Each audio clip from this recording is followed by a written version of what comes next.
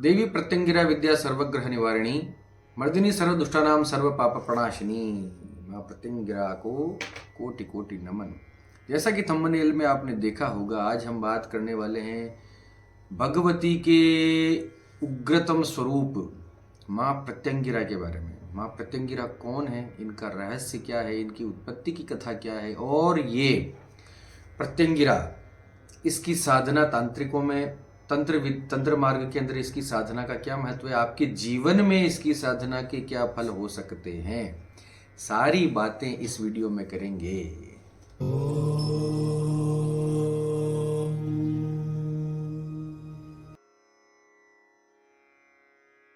अमोघ शक्ति देखने वाले सभी दर्शकों को पंडित अखिलेश्वर जी का प्रणाम। तो सबसे पहले बात करते हैं माँ प्रत्यंगिरा की उत्पत्ति की कथा की। कई सारी कथा हैं माँ प्रत्यंगिरा की उत्पत्ति की कथाओं के बारे में, कई सारी थ्योरीज हैं। तंत्र मार्ग में ऐसा कहा जाता है कि भगवान शिव के तीसरे नेत्र से उत्पन्न हुई प्रत्यंगिरा। उसके अलावा जो सबसे प्रचलित जो कथा है वो ये है कि हिरण्यकश्यप का वध करने के लिए जब भगवान नरसिंह ने अवतार लिया था प्रहलाद को बचाने के लिए, वो डिटेल में नहीं जाऊंगा, सबको पता है। तो हिरण्यकश्यप का वध करने के बाद भगवान नरसिंह इतने उग्र हो गए, उनका क्रोध तब भी शांत नहीं हुआ। इतना उग्र उनका क्रोध था कि समस्त सृष्टि के अंदर हलचल मचने लग गई थी। सब तरफ जो है उस प्रचंड अग्नि की ज्वाला में सब जलने लग गए थे, इतनी भयानक उनका क्रोध था। तो सारे देवता परेशान हो गए। उन्होंने पहले प्रहलाद से जाके प्रार्थना की, प्रहलाद को जाके बोला कि इनको शांत कराओ भैया। प्रहलाद ने उनसे प्रार्थना की, प्रहलाद ने एक स्तोत्र की रचना की वहां पर। उसको सुनकर नरसिंह भगवान ने उन क्रोध थोड़ा सा शांत हुआ, उनको गले लगाया। भगवान ने प्रहलाद को अपनी गोद में बिठाया और उसे प्यार से चाटा, क्योंकि सिंह रूप में थे, उनका मुख सिंह रूपी था ना, तो उसको प्यार से चाटा उनके गाल को, प्रहलाद को। फिर जैसे ही उन्हें वापस हिरण्यकश्यप का शव दिखाई दिया, उनका क्रोध फिर से भड़क गया। अब उनका क्रोध शांत होने का नाम नहीं ले। सारे देवी देवताओं ने सारे यत्न कर लिए, सारे प्रयत्न कर लिए। भगवान गणपति को बोला, कई सारे ब्रह्मा जी आए वहां पर। सारे देवी देवता जब हाथ जोड़कर थक गए और उनका क्रोध शांत नहीं हुआ, तो भगवान शिव ने वीरभद्र को भेजा। वीरभद्र से भी उनकी कुछ देर उनकी बहस हुई, उनकी बातें हुई, लेकिन नरसिंह का क्रोध शांत नहीं हुआ। तब भगवान शिव ने स्वयं शरभराज का अवतार लिया। आकाश भैरव कल्प तंत्र के अंदर, आकाश भैरव कल्प के अंतर्गत आता है, शरभराज भगवान का अवतार लिया। इसके ऊपर एक मैंने अलग से वीडियो बना रखा है, शरभराज अवतार, और कितना ताकतवर ये स्वरूप है भगवान शिव का और कितना शक्तिशाली, कितनी स्ट्रॉन्ग साधना है इसके अंदर, वो आप देख सकते हैं शरभराज की। मैंने एक वीडियो बना रखा है, मैं लिंक में डिस्क्रिप्शन में दे दूंगा। तो भगवान शरभराज का अवतार लिया। शरभराज ने नरसिंह भगवान के साथ युद्ध किया। 18 दिनों तक वो युद्ध चला। उनको शांत करने के लिए, भगवान नरसिंह को शांत करने के लिए, उनका क्रोध शांत करने के लिए भगवान शिव ने शरभराज के रूप में, शरभेश्वर के रूप में 18 दिनों तक उनके साथ स्ट्रगल किया, एक तरह से संघर्ष किया। और उस संघर्ष के दौरान उनके दाएं पंख के अंदर, भगवान शरभराज के दाएं पंख के अंदर से एक देवी निकली, जिसे कहा जाता है भद्रकाली या प्रत्यंगिरा। भद्रकाली देवी के मंत्रों का जो तांत्रिक स्वरूप है उसको देखा था ऋषि प्रत्यंगिरस और ऋषि अंगिरा ने। इन दोनों ऋषियों ने मिलकर उनके मंत्रों को पहचाना, इसलिए इस देवी का नाम उन्होंने प्रत्यंगिरा रखा। तंत्र मार्ग में भद्रकाली को ही प्रत्यंगिरा देवी का नाम कहा जाता है। बहुत जल्दी जल्दी सूक्ष्मता में मैं इसको बताने का प्रयास कर रहा हूं। वैसे कहानी सिंपल है, अब तक समझ में आ गई होगी। तो अब बात करते हैं तंत्र के अंदर इनका क्या महत्व प्रत्यंगिरा का। जब भगवान शरभराज का युद्ध नरसिंह देव से चल रहा था, तो एक समय पर जाकर शरभेश्वर को भी थकान आने लगी। इतना भीषण युद्ध था, इतना भीषण वो संघर्ष था, उनका क्रोध था कि नरसिंह भगवान का शांत होते नहीं बनता था। जब जैसे ही उन्हें थोड़ी सी थकान आने लगी, तो उनके दाएं पंख से माँ भद्रकाली, माँ प्रत्यंगिरा ने वो प्रकट हुई और भगवान नरसिंह पर एक जोरदार भयंकर प्रहार किया। इससे थोड़ी देर के लिए भगवान नरसिंह भी अचेत हो गए, वो भी मूर्छित हो गए। तो उस देवी का नाम है, उस शक्ति का नाम है प्रत्यंगिरा। देखिए, ये सारी अब कथाएं जो हैं हमारे तंत्रों में, हमारे पुराणों में यथावत मौजूद हैं।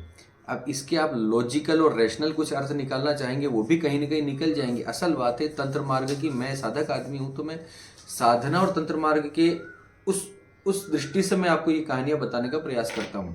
अंत तक वीडियो में बने रहिएगा, आपके काम की बहुत चीजें हैं इसके अंदर, भौतिक लाभ और सब चीजों पे बात होगी। देखिए, तो प्रत्यंगिरा देवी जो है उनके दाएं पंख से निकली थी। चूंकि भद्रकाली का जन्म यानी प्रत्यंगिरा की उत्पत्ति जो है वो क्रोध को शांत करने के लिए हुई, तो उस क्रोध को, इतना भीषण उनका क्रोध था कि उसको क्रोध को शांत करने के लिए भगवान को क्रोध की उत्पत्ति करनी पड़ी, यानी उस क्रोध को दबाने के लिए। जहर को जिस प्रकार से जहर काटता है उस प्रकार से इसके पीछे लॉजिक वही है। तो प्रत्यंगिरा जो है अत्यंत उग्र, अत्यंत क्रोध की देवी मानी जाती है, लेकिन अपने भक्तों का पूरा पालन पोषण करती है। प्रत्यंगिरा ही एकमात्र ऐसी देवी है जो अपने भक्तों को मनचाहा वरदान तो देती है, लेकिन उस वरदान का, उस वर का अगर वो व्यक्ति दुरुपयोग करने लग जाए तो उस व्यक्ति को भी नष्ट कर देती है। क्योंकि क्रोध इतना है, जैसे कई लोग होते हैं ना जिनको अन्याय, अत्याचार, झूठ बर्दाश्त नहीं होता, फिर चाहे जो भी हो जाए उन्हें ये लोग ये नहीं सोचते कि ये मेरा सगा है, कि मेरा मिलने वाला है, कि मेरा व्यवहार है इससे, कि मेरी मित्रता है, नहीं, कुछ नहीं। उनके लिए सच सच होता है, सत्य सत्य होता है। प्रत्यंगिरा की साधना में भी बिल्कुल इसी प्रकार का आचरण व्यक्ति को करना पड़ता है, लेकिन इसलिए सबके लिए नहीं होती। मैं बीच में बता दूं आपको, इसके बारे में भी मैं बात करूंगा। प्रत्यंगिरा की साधना हर किसी के लिए नहीं है, हर किसी के लिए मतलब लगभग हर किसी के लिए नहीं है। 100 में से 97-98 लोगों के लिए प्रत्यंगिरा साधना नहीं होती। 2-3% कुछ लोग, कुछ बिरले लोग होते हैं जो इसकी साधना करते हैं और उसमें सफलता प्राप्त कर लेते हैं, क्योंकि अत्यंत उग्र प्रचंड स्वरूप होता है, प्रचंड साधनाएं होती हैं इसकी। अब इसके लाभ क्या क्या है सुनिए। जितने भी अभिचारिक कर्म हैं, वशीकरण से लेकर मारण तक, 6 जो अभिचारिक कर्म हैं, ऊपरी किया, कराया, टोना टोटका, ये जो हवा और ये सब जो नेगेटिव एनर्जी, मारण तक के प्रयोग, जिससे भयंकर से भयंकरतम भी अगर किसी ने अभिचारिक कर्म किसी पे कर रखा है तो कई सारी साधनाएं हैं। बगलामुखी भी है, शरभराज की भी साधना है, महामृत्युंजय की साधना भी है। उससे नीचे जाए तो बहुत सारे रामचरितमानस के प्रयोग हैं, दुर्गा सप्तशती के प्रयोग हैं, बहुत सारी साधनाएं हैं। लेकिन इन सब, ये सब जहां पर असफल हो जाए, सारे उपाय किसी भी तांत्रिक कर्म के अंदर जब सारे उपाय असफल हो जाते हैं तो अंत में होता है प्रत्यंगिरा की साधना, और उसके ऊपर होता है विपरीत प्रत्यंगिरा की साधना। उसके बारे में भी बात करूंगा। तो प्रत्यंगिरा की साधना किसी भी प्रकार के अभिचारिक कर्म को समाप्त करने में, ऊपरी किया, कराया, टोना टोटका, भूत प्रेत पिशाच जितनी योनियां हैं, इन सबकी अम्मा जिसको कहा जाता है, वो प्रत्यंगिरा की साधना है। प्रत्यंगिरा की साधना के बाद घर में किसी भी प्रकार की ऊपरी हवा और तांत्रिक अभिकर्म टिक ही नहीं सकता, वो नष्ट होके रहता है यदि उसे ठीक तरीके से किया जाए। हमारे अनुभव में आता है, ऐसे कई सारे प्रयोग हमने करवाए हैं, हमारी टीम ने, हमने इस प्रकार के प्रयोग करवाए हैं कि जब, देखिए एक बात मैं बीच में बता देता हूं, जितने तांत्रिक कर्मों के केसेस आते हैं हमारे पास, जितने भूत प्रेत लग गया, इसको वो हो गया, इसको वो चिपट गया, इसको वो हो गया, ऊपर से इसने कुछ कर दिया, किसी ने कुछ खिला दिया पिला दिया, ये सब जो चीजें होती हैं, इनमें से 100 में से 85, लगभग 100 में से 85 केसेस जो होते हैं वो झूठे होते हैं, नकली होते हैं, हिस्टीरिया के होते हैं, मानसिक किसी न किसी बीमारी के होते हैं। ये बात आप अभी से लिख लीजिए, बिल्कुल पंडित अखिलेश योगी कह रहे हैं ये बात। 85% केसेस जो हैं वो झूठे होते हैं, किसी न किसी मानसिक बीमारी के होते हैं, हिस्टीरिया के होते हैं, डिप्रेशन के होते हैं, स्प्लिट पर्सनैलिटी के होते हैं, इस प्रकार से। 15% केसेस में हम कह सकते हैं कि किसी का वास्तव में कुछ किया कराया होता है। उसमें जो सबसे भीषण प्रयोग होते हैं पूरी की पूरी, इसमें कई सारी, जिस पर ऐसे प्रयोग हो जाते हैं ना, वो उसकी कई सारी पीढ़ियां तक भुगतती हैं। ऐसा नहीं कि एक पीढ़ी तक आके रुक जाता है, कई सारे ऐसे प्रयोग भी हमने भयंकर से भयंकर देखे हैं जो कई पीढ़ियों से चले आ रहे हैं। पूरी पीढ़ी को श्राप लग गया हो, जैसे ऐसा लगता है जैसे इस घर में खुशी हो ही नहीं सकती। ऐसा लगता है जैसे अकाल मृत्यु उस घर में हो रही है, बच्चे कुछ कर नहीं पा रहे, नशेड़ी बच्चे हो रहे हैं, बेटी की शादियां नहीं हो रही हैं, और क्लेश दुनिया भर का, और उठा पटक मची पड़ी है, भूत प्रेत लगे हुए हैं, किसी को कुछ कोई उठ के खेल रहा है। बहुत बुरे बुरे केसेस हमने देखे हैं, लेकिन मैंने कम से कम 7-8 बार इस प्रयोग को करवाया अपने जीवन में, ज़्यादा नहीं करवाया मैंने भी, 7-8 बार, क्योंकि ज़रूरत नहीं पड़ी, इतनी ज़रूरत नहीं पड़ती। प्रत्यंगिरा तो हाईएस्ट लेवल है, मतलब हाईएस्ट लेवल ऑफ जो है रेमेडी है ये भूत प्रेत तंत्र मंत्रा की, तो ज़रूरत पड़ी नहीं इतनी। 7-8 प्रयोग जो हमने करवाए हैं उनके अंदर 100% सफलता मिली है, जिनकी पीढ़ियां भुगत रही थी। प्रत्यंगिरा की साधना तो वो है, इसका अनुष्ठान तो वो तब किया जाता है जब वास्तव में आपको ये लग जाए कि इनके साथ किसी ने कुछ बड़ा कर रखा है। उसको समाप्त करने का एक ही सबसे श्रेष्ठ और तगड़ा साधन है, स्ट्रॉन्गेस्ट जो है रेमेडी है, वो है प्रत्यंगिरा के अनुष्ठान। उसके मंत्र के हो सकते हैं, कवच के हो सकते हैं, सहस्रनाम के हो सकते हैं, शतनाम के हो सकते हैं, या और स्तोत्र पाठ के हो सकते हैं। कई सारे डिग्रीज में वो देखना पड़ता है किस डिग्री का सामने वाले के ऊपर कृत्या की गई है, उसके अनुसार हम लोग प्रत्यंगिरा का अनुष्ठान करवाते हैं। अब सुनिए, प्रत्यंगिरा के अनुष्ठान में, इसके फलों में, इसके लाभ के अंदर इतना सारा हमारे तंत्र में दे रखा है, प्रत्यंगिरा सुरंगिरा के द्वारा जो मंत्र दिया गया उसके अंदर, कि धन देती है, विद्या देती है, बुद्धि देती है, सद्बुद्धि देती है। प्रत्यंगिरा जो है हमेशा अपने साधक को सबसे पहले तो उसकी बुद्धि शुद्ध करती है। वो ये चाहती है कि तुम जो मेरा मंत्र जप रहे हो इसको शुद्ध बुद्धि से ही जपा जाना चाहिए। अन्याय से, अत्याचार से, झूठ से, निंदा से, कपट से, व्यभिचार से, स्त्रियों के प्रति जो एक बुरी नीयत है, बुरी नजर है, उससे, ये जो है ना, ये चीजों से मां प्रत्यंगिरा को अत्यंत घृणा है, नफरत है। इसीलिए वो सबसे पहले अपने साधक की बुद्धि शुद्ध करती है। फिर उसके बाद अगर प्रत्यंगिरा की कृपा हो जाए तो उस घर में क्या क्या लाभ नहीं मिलते हो आप सोच सकते हैं। वो सारी अष्ट सिद्धियां, 9 निधियां, सब कुछ माँ भगवती जो है, माँ उस साधक को देती है। उसके संतान, उसका धन, उसका एनीथिंग, उसकी प्रतिष्ठा, पद, उसका आरोग्य, उसके माता पिता, पारिवारिक सुख, शांति, सब कुछ, सामाजिक प्रसाद, नौकरी में प्रमोशन वगैरह, सब कुछ जो आप सोच सकते हैं उससे भी कहीं ज्यादा मां प्रत्यंगिरा भगवती देती है। मुख्य रूप से शत्रु संवारिणी विद्या है, शत्रुओं को खत्म करने वाली विद्या है। जैसे स्तंभन करने वाली विद्या बगलामुखी होती है ना, उसी प्रकार से शत्रुओं को समाप्त करने वाली विद्या मां प्रत्यंगिरा की विद्या होती है। इसके पाठ करने से जितना अभिचारी कर्म होता है वो नष्ट हो जाता है। इसी प्रकार से मैंने एक नाम लिया था पहले, विपरीत प्रत्यंगिरा। विपरीत प्रत्यंगिरा के पाठ, वो भी विपरीत प्रत्यंगिरा यानी जो शिव के साथ जो समाहित है। मां प्रत्यंगिरा जो होती है वो, उसका मूल जो है, ये मैं देखिए तांत्रिक शास्त्रों में मैंने पढ़ा है तो मैं आपको सरल शब्दों में समझाता हूँ। बहुत उसके अंदर क्लिष्ट परिभाषा, जटिल परिभाषा है। प्रत्यंगिरा जो है जब साधक को सिद्ध होती है तो वो उस साधक के रूप, साधक के शरीर में आत्मसात होती है, उसके साधक के अंदर ही वो समाहित होने लगती है। साधक का नेचर ही इस प्रकार से ऐसा होने लग जाता है, शुद्ध, एकदम पवित्र, प्योर। ठीक है। विपरीत प्रत्यंगिरा उसका नाम है जो शिव के साथ समाहित है। वो विपरीत प्रत्यंगिरा जो शिव के साथ आलिंगन में रत है, वो विद्या विपरीत प्रत्यंगिरा होती है।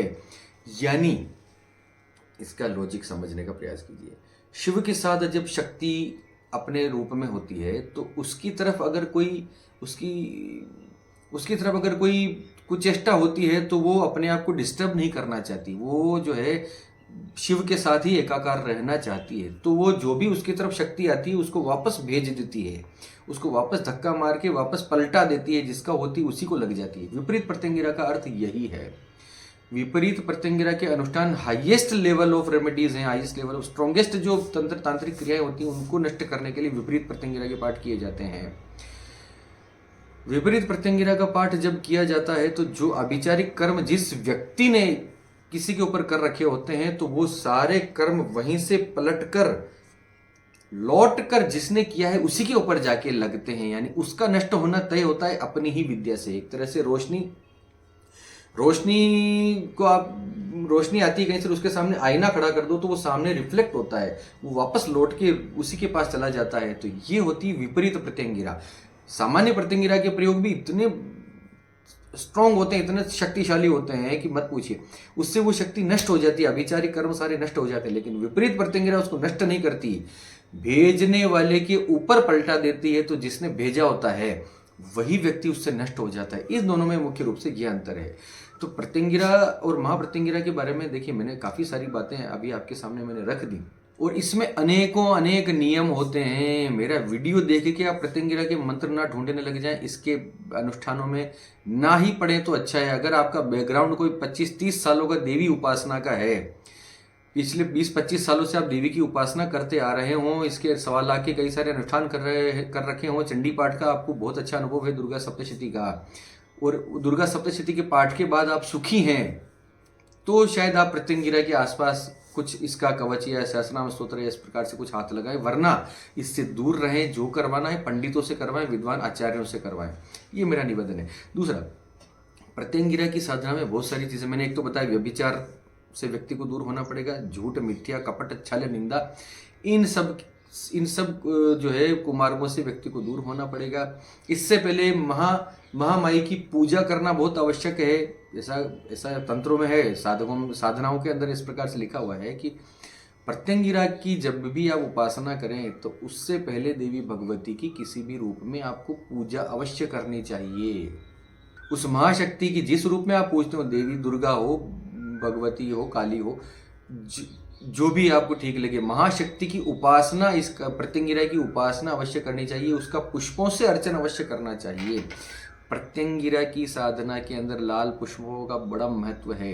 लाल वस्त्र होने चाहिए साधक के, लाल पुष्प होने चाहिए, लाल रंग का आसन होना चाहिए, रुद्राक्ष की माला होनी चाहिए। 108 पुष्पों से पहले पूजा कर लीजिए, फिर इसकी साधना कीजिए, फिर उसके साधना के बाद ठीक बाद फिर वापस जो है लाल पुष्पों से अर्चना करनी चाहिए, और अंत में भैरव की उपासना आवश्यक है। शुरुआत में गणेश और अंत में भैरव का कोई न कोई मंत्र, बटुक भैरव का हो या काल भैरव का हो, जैसा भी हो, भैरव की उपासना और भैरव बलि अवश्य दी जानी चाहिए। देखिए बहुत लंबा चौड़ा प्रोसेस है ये, तो मैंने अभी 3-4 लाइनों में बहुत सरल शब्दों में छोटा सा आपको बताया, लेकिन बहुत सारी चीजें इसके अंदर होती हैं। सदगुरु की उपासना, गणेश की उपासना, और माँ की उपासना, पुष्पार्चन, फिर उपासना, फिर पुष्पार्चन, फिर भैरव की उपासना, उसको बलि कर्म का मतलब अब ये नहीं है कि आप कोई किसी जीवित पशु की बलि देना है, नहीं। बलि का अर्थ होता है, हम नहीं कहते हैं बलि जाऊं मैं, इस प्रकार से बलि मतलब बलि देना मतलब हमारी तरफ से कुछ ऑफरिंग। सिंपल बलि का मतलब होता है हमारी तरफ से कुछ ना कुछ ऑफर जो किया जाता है, जिसको एक तो पूरा जो प्रसाद आप चढ़ाते हैं वो बलि नहीं कहा जाता। बलि का अर्थ होता है जिस प्रसाद को आप काटते, जैसे फल है। एक्चुअली तंत्र के अंदर, सात्विक दक्षिण मार्गी तंत्र के अंदर बलि जो होती है वो फल की होती है। आपने देखा होगा हमारे राजस्थान के मंदिरों में तो होता है, नारियल जो होते हैं, नारियल को फोड़ा जाता है, मंदिर में नारियल चढ़ा जाता है, उसको फोड़ के उसके अंदर से जो चटक निकलती है, जो गोला निकलता है, उसका प्रसाद लोगों में बांटा जाता है। वो एक प्रकार से बलि है। बलि जो है कभी सीधी भेंट, सीधा चढ़ा दिया तो भेंट हो गई। बलि उसको जो है ब्रेक किया जाता है, फल की बलि चढ़ाई जाती है। हम भी साधनाएं करते हैं, मैं भी साधनाएं करता हूं, तो मैं भी बलि चढ़ाता हूं। बलि चढ़ाने का मतलब फल की बलि। सेब लिया, एक चाकू होता है, उसको चाकू से काट के 2 हिस्सों में उसको काट के ऑफर करना कि भाई अभी कटा हुआ अब आप खाइए, इस प्रकार से वो होता है बलि। ये नहीं कि पशु की गर्दन काट दो, ऐसा नहीं। वो वाम मार्ग में तो बहुत सारे पंचमकार और बहुत सारी चीजें हैं, उस पर कभी बात करेंगे। लेकिन बलि आराम से आप चढ़ा सकते हैं अपने घर में।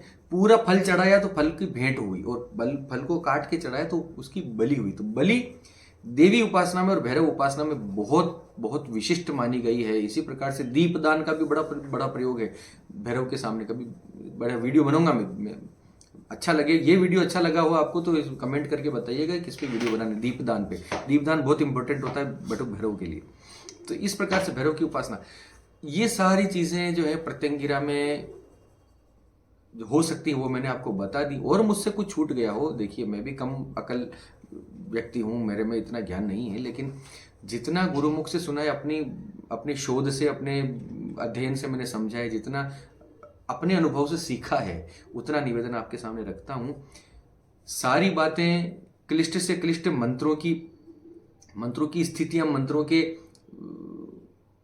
मंत्रों की चर्याएं, जैसे मंत्रावलियां, उनके न्यास वगैरह, ये सब तो देखिए मैं वीडियोस में नहीं बताता हूँ। एक बार कमेंट आया था कि आप आधा ज्ञान देते हैं। देखिए आधा ज्ञान नहीं देता हूँ।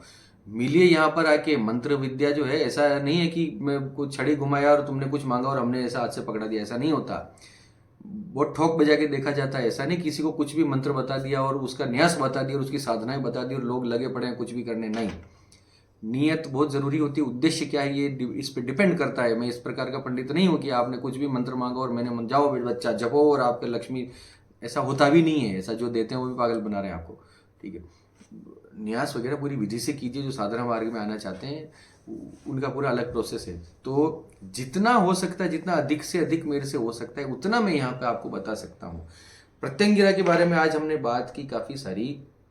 प्रत्यंगिरा की साधना, मेरा तो फिर अंत में यही निवेदन रहेगा कि आपके सुनने के लिए अच्छा है, आपको ये ज्ञान होना चाहिए कि आपके घर में अगर कुछ है तो आप प्रत्यंगिरा को कंसिडर आप कर सकते हैं। किसी पंडित से, किसी विद्वान आचार्य से, किसी देवी साधक से मिलकर इसका अनुष्ठान आप अपने घर में, इसका हवन आप करवा सकते हैं, ठीक है। नहीं करवा सकते, ऐसा आपके यहाँ पर कोई नहीं है तो आप हमसे संपर्क कर सकते हैं। आपकी कुंडली, आपके लक्षण देखकर हम ये पता करेंगे कि वास्तव में आपके ऊपर किसी ने कुछ करवा रखा है, कुछ तांत्रिक प्रयोग है भी, प्रत्यंगिरा की आवश्यकता है भी, या उससे छोटे में चल जाएगा, या कुछ है ही नहीं, सामान्य उपचारों से भी काम हो जाएगा। तो सारी चीज़ें हुई हमारे बीच में। तो इसी के साथ अब आपको ये वीडियो अच्छा लगा हो, कोई नई जानकारी मिली हो प्रत्यंगिरा के बारे में, या मेरी बातें ठीक लगी हों, लॉजिकल लगी हों, रेशनल लगी हों, तो वीडियो को लाइक कीजिए, सब्सक्राइब कीजिए चैनल को। आप सबके मंगल की कामना करता हुआ मैं पंडित अखिलेश आपसे विदा लेता हूँ। धन्यवाद। सर्वे भवन्तु सुखिनः।